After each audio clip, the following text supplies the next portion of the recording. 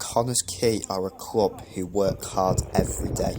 They are one of many clubs in domestic football who operate on a hybrid model, which means some train full-time and others have to balance work life whilst training in the evening. This is the reality of a part-time football club. The hard work is put into training, with the men's first team currently training at the Poppies 3G&D side. It is a great facility for the players to work in, and combined with great assistance from the management team, including John Disney, Nomads are flourishing this season.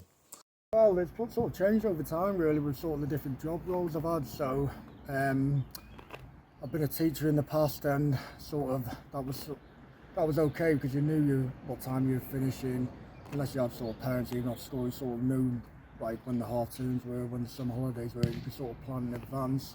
And now, to be fair, I've moved to sort of working for a company who deliver qualifications, but it's quite flexible really. You sort of, with nowadays there's a lot of working from home, you get the chance to manage your own calendar, so it's not been that much of an issue for me so far.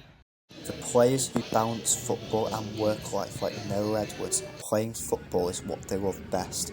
Tonight, Connah's Quay take on the only full-time Cymru Premier side TNS, who currently sit top of the table, but their team have the advantage of training all week, whereas for Nomads, only a handful can do this. The match is usually the biggest clash in the league and always draws plenty of attention, including Welsh channel Scorio, who broadcast the match, whilst others are attracted to the SD Stadium, which is a great community atmosphere around it, as Connah's Quay go toe-to-toe with TNS. Yeah, we've gone off the boil a bit, second phase, but the victory over TNS a few weeks ago, I mean, that just shows how much we've improved.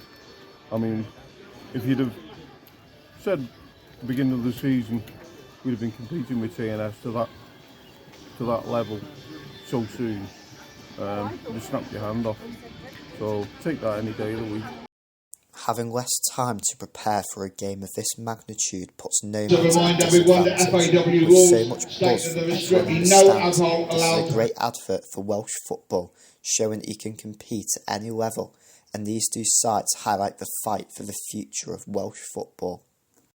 Teams still being able to play part-time are crucial to the Welsh football pyramid.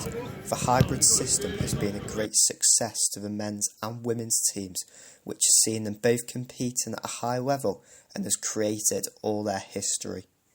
It's the aspect of the Welsh League as such. It's very similar to the English non-league, I think. They also share this passion of football, and it's not all about the money. Yeah, there is a lot about money, but you can clearly tell that you could go in after the match into the clubhouse, interact with them, and they're not all media trained. This match between Connah's Quay and TNS is the pinnacle of Welsh football and certainly attracts the most attention. The two teams who have tussled for the title together over the last decade have increased attendances and gives hopes to Nomads who rely on revenue as this is their future. I think like any game really, our hybrid program's done fantastically well this year, and you see the number of games that our hybrid players have played in, and especially probably Callum West, Max Woodcock, Marco Fragapane, Abdi Sharif. They're massively playing parts of games that at the start of the season nobody really would have known who they were apart from Max. So yeah, massive kudos has to go to Jack really, because he does so much work with them that people won't ever see, and even our part-time players don't see the work that Jack does with them lads, and analysis, perspective, individual work, making sure they're working on things that we've spoken about previously in regards to hitting the back of the net or being defensively solid. So it doesn't impact our working week, we're used to it now. It is a different model, and it's a different model to the rest of the league. TNS are lucky that they've got every single player, every single staff member full time. We're fortunate that we've got to be able to utilise Jack in regards to his coaching, and the hybrid players are really fortunate to work with him too. So I think that model is something that we've worked on this year, and it has to try and grow and get better. But from preparation perspective, it'll just be like it has been for all the other 25 games that we've played so far this year. The team to have pushed TNS so far this season is a great achievement and shows the fight and determination that these players have. Some have to be in the classroom teaching, whilst in the evening they are battling for the Cymru Premier title.